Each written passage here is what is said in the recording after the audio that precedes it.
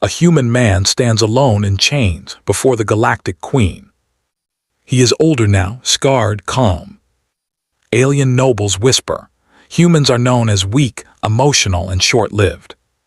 The Queen looks bored at first. This is just another human. Then she sees something around his neck. A small old necklace, clearly handmade, worn and faded. Her breath stops. The room feels different, tense. The audience does not yet know why the necklace matters. The Queen stares too long, her hands shake. She orders everyone to stay silent. The human notices her reaction, but says nothing. Suspense builds. Why does an alien queen care about a human necklace? The human is revealed to be a commander from Earth. He was captured after humans refused to bow to the Empire. The galaxy believes humans are proud but foolish. The Queen plans to make him an example. She asks his name. He answers calmly. His calm endears the alien nobles. Welcome to my channel Starlight Sci-Fi Stories. Thanks for watching. Please like and subscribe. The great hall of the galactic throne was silent. Not the peaceful kind of silence, but the heavy kind. The kind that pressed down on the chest and made even powerful beings feel small. Tall black pillars reached toward the glowing ceiling, carved with the history of conquered worlds. Alien nobles filled the chamber, their bodies covered in gold, armor, silk, and symbols of rank. They whispered among themselves, eyes glowing with curiosity and hunger. At the center of the hall stood a single human. He was bound by energy restraints around his wrists, but he stood straight. His clothes were torn from battle. Old scars crossed his face and arms. His dark hair was touched with gray. He looked tired but not afraid. This human was the last prisoner brought from Earth. High above him on the floating throne of living crystal sat the Queen of the Galactic Empire. She was ancient. Her skin shimmered like polished stone, her eyes sharp and bright, filled with cold intelligence. She had seen thousands of species rise and fall. To her, humans were new, loud, proud, fragile. Or so she had believed. The Queen barely looked at the human at first. Her long fingers rested on the arm of the throne as she listened to the charges being read. Commander Elias Ward of Earth, the voice echoed. Leader of the Human Defense Fleet. Guilty of refusing surrender. Guilty of destroying Imperial ships. Guilty of inspiring rebellion. The alien nobles hissed and clicked in approval. A human who dared to fight the Empire deserved no mercy. Elias did not speak. He simply stood there, breathing slowly. The Queen lifted one hand and the hall went quiet again. Her gaze finally lowered to the human. Her eyes moved over him with boredom at first. Another rebel, another failure, another short-lived creature who thought courage could stop fate. Then her eyes stopped moving. Her gaze fixed on something small, something simple. Around the human's neck hung a necklace. It was thin, old, clearly handmade. The cord was worn smooth with age. The small charm at the center was faded, scratched by time. It did not glow. It did not shine. It held no power that scanners could detect. And yet the Queen froze. Her breath caught. Her fingers tightened against the throne. The hall did not notice at first. The nobles were too busy watching the human, but the Queen's silence stretched longer than expected. Her eyes did not leave the necklace. Time seemed to slow. "Step closer," the Queen said. Her voice was calm, but something beneath it had changed. The guards pushed Elias forward. His boots echoed against the polished floor as he walked. He felt the eyes of 1,000 aliens watching him, waiting for him to break. He did not. When he stopped beneath the throne, the Queen leaned forward slightly. Her eyes narrowed, focusing on the necklace like a hunter seeing a ghost. "That item," she said slowly, "where did you get it?" Elias hesitated for the first time. Not from fear, from memory. "It was a gift," he said. His voice was rough but steady. "Given to me when I was a child." A quiet murmur spread through the hall. The queen raised her hand again, silencing them. "A gift," she repeated. "From whom?" Elias lifted his hand as far as the restraints allowed and touched the necklace gently, like it was fragile.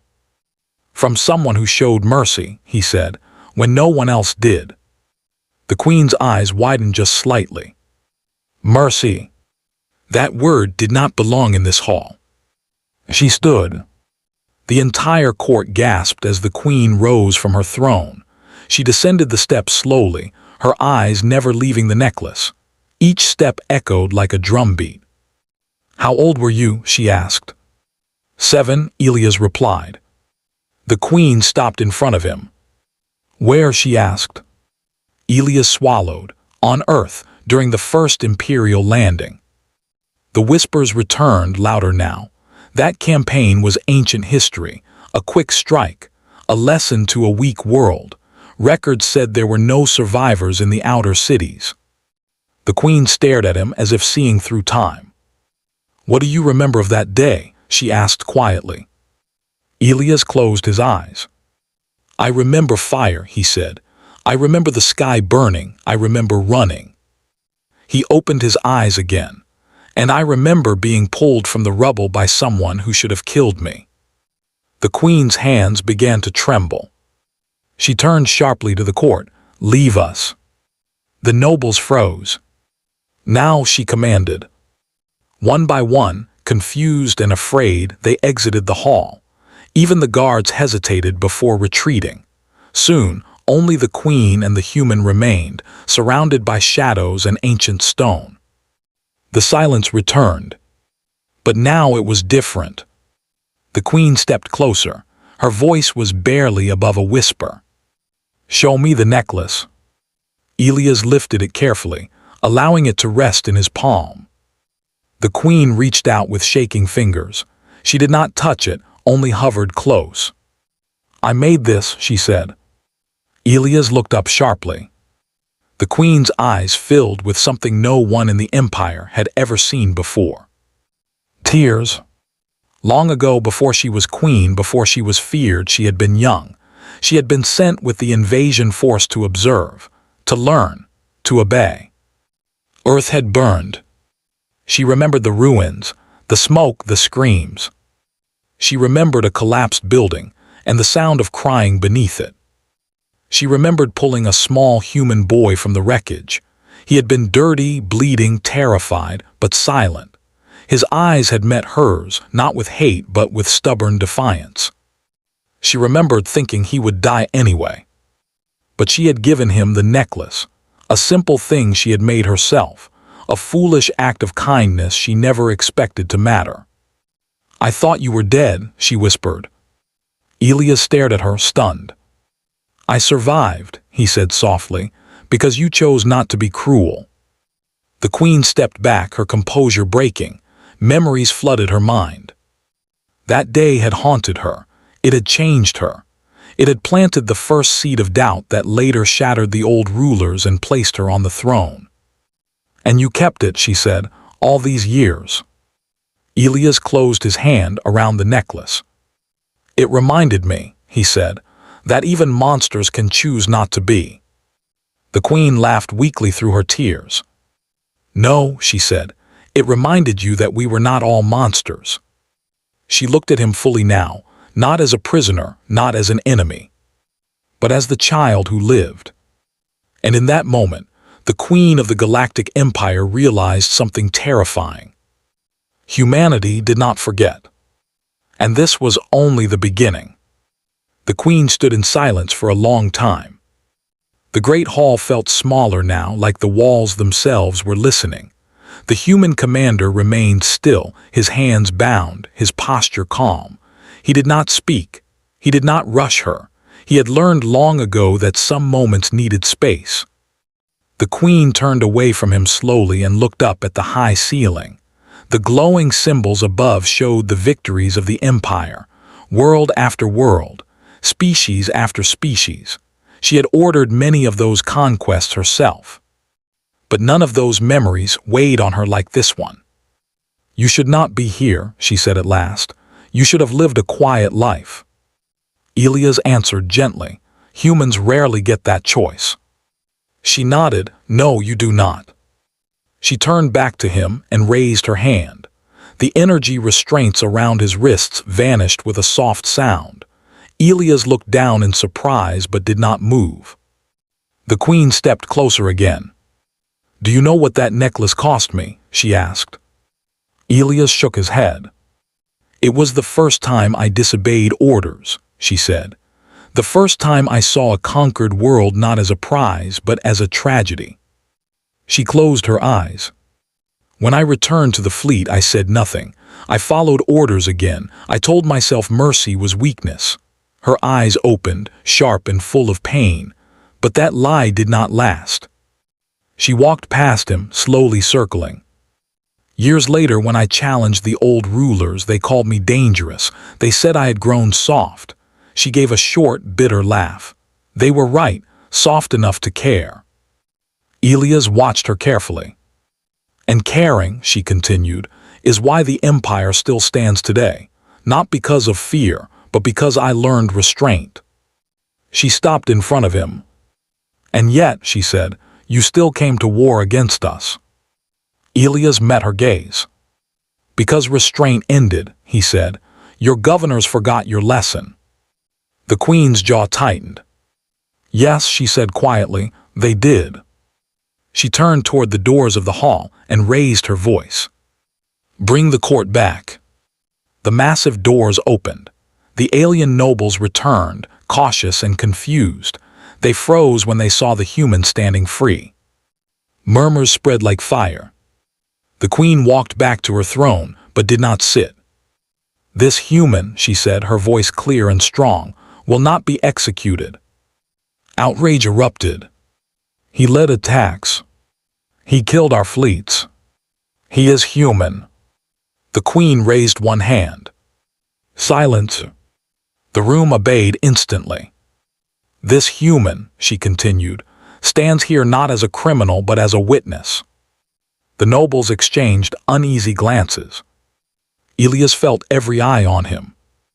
Long ago, the queen said, this man was a child who survived because of mercy. She paused, and he remembered. She looked down at Elias. Tell them, she said. Elias took a slow breath. When Earth burned, he said, we learned something. He turned slightly, addressing the court. We learned who showed cruelty, and we learned who showed kindness. The nobles scoffed. You were weak, one hissed. You hid. Elias shook his head. No, he said. We watched, we learned, we waited. The queen's eyes narrowed. Our cities rebuilt, Elias continued. Our fleets grew, quietly. We studied your tactics, your weapons, your mistakes. The nobles shifted. We did not come for revenge, Elias said. We came for respect. Laughter echoed. Humans demanding respect, one noble mocked. Elias reached up and held the necklace high. This, he said, is why you failed to understand us. The room fell quiet again. We remember, he said, every promise, every debt, every act. He lowered the necklace slowly. You taught us that mercy matters, he said, looking at the queen. So we built a future where mercy would protect us. The queen felt a strange tightness in her chest. How many, she asked, how many humans know this story? Elias answered honestly. All of us, he said. The room erupted again, but this time with fear. All, the queen repeated. We teach our children, Elias said. That strength without memory is meaningless. The queen turned to the nobles. You see now, she said, why Earth did not fall. She stepped down from the throne and stood beside Elias. This war ends today, she declared. Gasps echoed through the hall. The Empire will withdraw from human space, she continued. Trade will resume, borders will be honored. One noble stepped forward. You would bow to them. The queen looked at him coldly. No, she said, I would stand beside them. She placed her hand over her heart. and inclined her head slightly toward Elia's. The nobles froze. The queen of the Galactic Empire had shown respect to a human. Elias did not smile. He simply returned the gesture. The queen turned back to the court. "Let this be remembered," she said. "The humans were not spared because they were weak."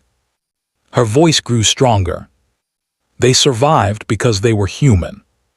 She looked at Elias one last time. "You kept the necklace," she said softly. He nodded. "I promised myself I would," he said, "so I never forgot who we are."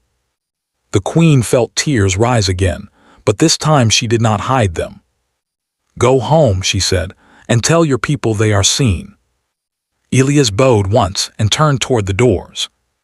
As he walked away, the necklace caught the light. A small thing. A simple thing. But it had stopped an empire.